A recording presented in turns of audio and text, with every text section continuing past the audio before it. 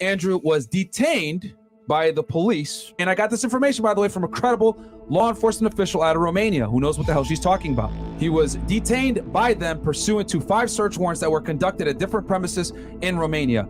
The way the law works in Romania, guys, is if they go ahead and get a search warrant, it automatically gives them a 24-hour period, essentially, right, in most cases, to detain the individuals and or subjects of the investigation of the search warrant for 24 hours.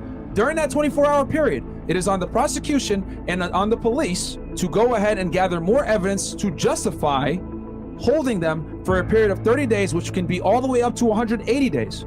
The person that makes that decision is the judge. So in this case, they went ahead and did the search warrants, detained Andrew and Tristan for 24 hours. At the end of that 24 hours, the police and the prosecution came back and said, yo, judge, we want to hold them for 30 days, and the judge allowed it to happen. Now, I want to be very explicit about this. Them deciding to detain him for 30 days can be on a bunch of different factors. It can be, maybe they found evidence. It could have been the 6 witnesses saying some things, which we know.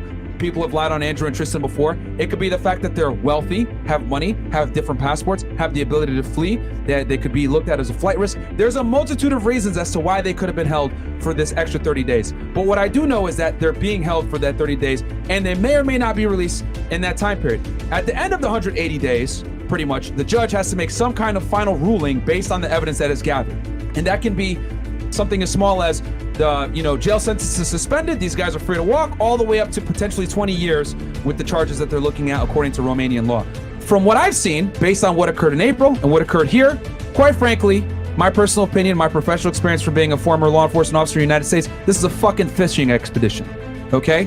Because they go in there and they're searching and they're trying to gather evidence as they're doing the investigation, right? Contrary to how it works in first world countries where they gather the evidence, build up the probable cause. They didn't get an arrest warrant for Andrew until after the 24-hour period, okay? After they found evidence. But like I said before, there's a multitude of different factors that could have led to them getting this arrest warrant. So everyone and all these bloggers are saying, oh, Andrew Tate got arrested, blah, blah, blah. Incorrect. He was detained for questioning for a 24-hour period, which gave the police time to gather more evidence.